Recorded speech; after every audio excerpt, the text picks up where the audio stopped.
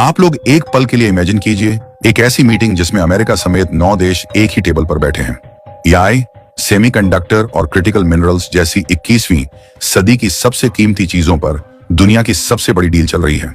Table पर Japan है, Australia है, साउथ कोरिया है, यूके है, इजराइल है, लेकिन एक नाम ऐसा है जो वहां नजर नहीं आता, भारत। पाकिस्तान की बात तो दूर है, जापान को जगह मिली क्योंकि उसके पास चिप बनाने वाले केमिकल्स हैं। नीदरलैंड्स को जगह मिली क्योंकि उसके पास दुनिया की सबसे महंगी और एडवांस मशीनें हैं। ऑस्ट्रेलिया को जगह मिली क्योंकि उसके पास लिथियम और कोबाल्ट जैसे मिनरल्स हैं। ऐसे में सवाल सीधा है, भारत के पास ऐसा क्या नहीं है कि उसका नाम तक इस लिस्ट में नहीं है? दोस्तों, यह कोई छोटी मीटिंग नहीं थी, बल्कि यह $16 ट्रिलियन की दावत थी। दुनिया की आने वाली टेक्नोलॉजी और सप्लाई चेन की दिशा तय करने वाली बैठक। और इस दावत में सभी दोस्तों को बुलाया गया, सिवाय भारत के। ऐसे में सवाल उठना लाजमी है कि क्या अमेरिका जानबूझकर भारत को साइडलाइन कर रहा है? और अगर भारत को साइडलाइन कर दिया गया तो भारत क्या करेगा? दोस्तों, बहुत बड़ी डेवलपमेंट है, तो इस वीडियो में पूरा समझते हैं, लेकिन उससे पहले इस वीडियो को लाइक करके चैनल को सब्सक्राइब जरूर कर लीजिए। दरअसल अब यह बात शीशे की तरह साफ हो चुकी है कि 21वीं सदी उसी की होगी जिसके पास 2 चीजों की चाबी होगी। पहला एआई यानी आर्टिफिशियल इंटेलिजेंस, दूसरा क्रिटिकल मिनरल्स और सेमीकंडक्टर्स। पश्चिमी दुनिया ने इस खेल में अपनी चाल चल दी है। अमेरिका एक नया टेक कार्टेल खड़ा कर रहा है जिसका नाम है पैक्स सिलिका। पैक्स सिलिका का मकसद बहुत साफ है। चीन ने जिस तरह पूरी दुनिया की सप्लाई चेन को अपनी पकड़ में लिया, उसे तोड़ना और एक अलग भरोसेमंद इकोसिस्टम बनाना। सेमीकंडक्टर्स, एआई, ग्रीन एनर्जी और एडवांस्ड मैन्युफैक्चरिंग को अपने कंट्रोल में रखना, ताकि कल को कोई भी देश उनकी बाहें ना मरोड़ सके। लेकिन दोस्तों, कहानी में ट्विस्ट यहीं से शुरू होता है। अब तक हम यही सुनते आए थे कि भारत अमेरिका का बेहद करीबी रणनीतिक साझेदार है, क्वाड हो, I2U2 हो या टेक ग्रुपिंग। लेकिन जैसे ही पैक्स सिलिका की लिस्ट सामने आई, भारत का नाम वहां से गायब था। क्या यह सिर्फ इत्तेफाक है या फिर यह भारत के लिए एक बड़ा इशारा है? आज हम इसी सवाल की जड़ में जाएंगे, क्योंकि यह सिर्फ एक लिस्ट नहीं है, बल्कि यह भारत के भविष्य, उसकी टेक्नोलॉजी और उसकी रणनीतिक आजादी से जुड़ा हुआ मामला है। और तो और, इस मुद्दे में गहराई से जाना और भी ज्यादा जरूरी तब हो जाता है जब अमेरिका के द्वारा भारत को इनडायरेक्टली संदेश दिया जाए कि भारत हमारा राजा नहीं है, हम भारत को कई प्रोग्राम से फेंक कर ही रहेंगे। बात को समझने के लिए थोड़ा पीछे चलते हैं। हाल ही में प्रधानमंत्री मोदी और डोनाल्ड ट्रंप के बीच फोन पर बातचीत हुई। पीएम मोदी ने ट्वीट में माय डियर फ्रेंड लिखा और बाहर से देखने पर माहौल काफी गर्मजोशी भरा लगा। लेकिन अगर आप अमेरिकी सिस्टम को ध्यान से देखें तो कहानी थोड़ी अलग दिखती है। व्हाइट हाउस की तरफ से कोई बड़ी प्रेस ब्रीफिंग नहीं आई और न ही कोई आधिकारिक उत्साह दिखाया गया। सिर्फ उनके एम्बेसडर की तरफ से एक लाइन का बयान आया कि हाँ, बातचीत हुई है। इसी बीच ट्रंप का एक बयान सामने आता है जिसमें उन्होंने कहा कि मैंने भारत और पाकिस्तान का युद्ध रुकवाया और लाखों जानें बचाईं। यह भाषा भारत के लिए सीधी उकसाने वाली है और यह जताने की कोशिश कि कंट्रोल हमारे हाथ में है। और ठीक इसी माहौल में अमेरिका लॉन्च करता है यूएस टेक सिलिका कोएलिशन यानी पैक्स सिलिका, जिसमें जापान है, साउथ कोरिया है, सिंगापुर है, नीदरलैंड्स है, यूके है, इजराइल है, यूएई है और ऑस्ट्रेलिया है। लेकिन भारत नहीं है। अब सवाल उठता है कि आखिर यह पैक्स सिलिका है क्या? इसे समझने के लिए किसी मीडिया रिपोर्ट की जरूरत नहीं है, बल्कि यूएस डिपार्टमेंट ऑफ स्टेट की फैक्ट शीट ही काफी है।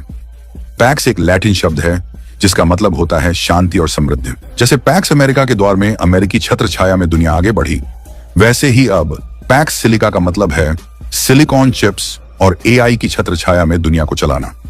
इस प्लान का ढांचा बहुत साफ है कि अमेरिका और उसके चुनिंदा साथी मिलकर एक भरोसेमंद टेक इकोसिस्टम बनाएंगे, जहां semiconductor design, manufacturing, AI model, data centres और ग्रीन एनर्जी सब कुछ उन्हीं के हाथ में रहेगा। मकसद है इस पूरे सिस्टम को इतना मजबूत बनाना कि चीन जैसा कोई देश दोबारा रेयर अर्थ या चिप्स को हथियार ना बना सके। अब आप पूछेंगे कि यही देश क्यों चुने गए और भारत क्यों नहीं? तो सच्चाई थोड़ी कड़वी है। इस ग्रुप में शामिल हर देश के पास टेबल पर रखने के लिए कुछ ठोस है। अमेरिका के पास एनवीडिया, ओपन एआई और माइक्रोसॉफ्ट जैसी लीडरशिप है। जापान के पास चिप बनाने वाले खास केमिकल्स और मटेरियल्स हैं। नीदरलैंड्स के पास ASML की वो मशीनें हैं जिनसे बिना दुनिया की सबसे एडवांस चिप्स बन ही नहीं सकती।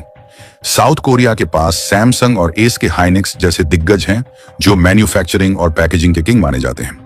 सिंगापुर और यूएई फाइनेंस, लॉजिस्टिक्स और डाटा सेंटर्स के बड़े हब हैं।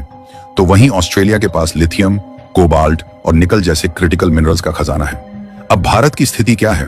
भारत के पास बड़ा बाजार है, सस्ता टैलेंट है, लेकिन कोर टेक्नोलॉजी नहीं है। हमारे पास न तो SML जैसी मशीन है, न जापान जैसा केमिकल कंट्रोल, न साउथ कोरिया जैसी फैब्रिकेशन कैपेसिटी।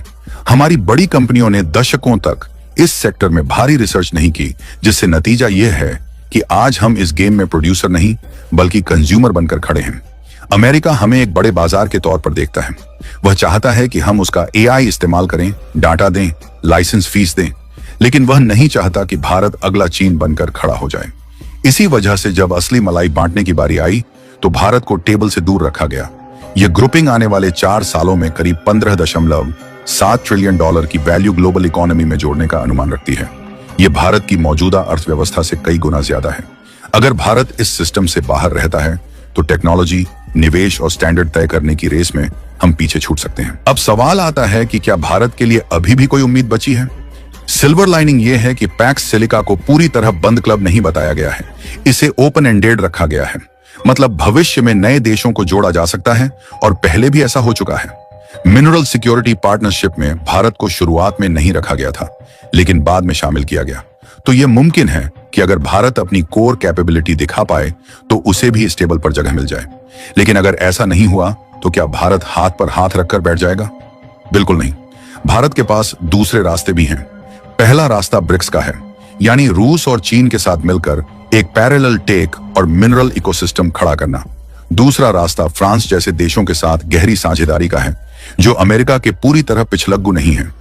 तीसरा और सबसे अहम रास्ता यह है कि भारत ग्लोबल साउथ के लिए अपना खुद का मॉडल तैयार करे, ठीक वैसे ही जैसे UPI ने वीजा और मास्टरकार्ड को चुनौती दे दी। दरअसल अमेरिका शायद अनजाने में भारत को एक धक्का दे रहा है, और इतिहास गवाह है कि भारत जब भी दबाव में आता है तो नई राह निकालता है। अगर हमें इस क्लब से बाहर रखा गया तो मुमकिन है कि भारत सिलिकॉन की दुनिया में अपना अलग रास्ता बना ले, एक ऐसा रास्ता जो आगे चलकर अमेरिका के लिए ही सिरदर्द बन जाए। क्योंकि जियोपॉलिटिक्स में कोई परमानेंट दोस्त नहीं होता, बल्कि सिर्फ इंटरेस्ट होते हैं। यह भी समझना जरूरी है कि भारत के बाहर होने की एक बड़ी वजह रूस है। अमेरिका उस देश के साथ अपनी सबसे एडवांस टेक्नोलॉजी शेयर नहीं करना चाहता, जिसके सैन्य सिस्टम में रूसी हार्डवेयर शामिल हो। आने वाले दशक में भारत के सामने सबसे बड़ी चुनौती इसी खाई को पाटने की है, इससे पहले कि यह खाई कभी ना भरने वाले गड्ढे में बदल जाए। हमारे पास 2 ही रास्ते हैं, या तो हम अपनी खुद की ताकत बढ़ाकर इस टेबल पर जगह बनाएं, या फिर दूसरों के बनाए नियमों और एल्गोरिदम पर चलने को मजबूर हो जाएं। यह पल भारत की रणनीतिक आजादी की सबसे बड़ी परीक्षा है। अब फैसला आपके हाथ में है। आपको क्या लगता है, क्या भारत को अमेरिका पर निर्भर रहना चाहिए या अपना अलग रास्ता बनाना चाहिए? नीचे कमेंट में अपनी राय जरूर लिखिए। वीडियो पसंद आया हो तो लाइक करें और ऐसे ही नॉलेजेबल वीडियो के लिए चैनल को सब्सक्राइब जरूर करें। जय श्री राम।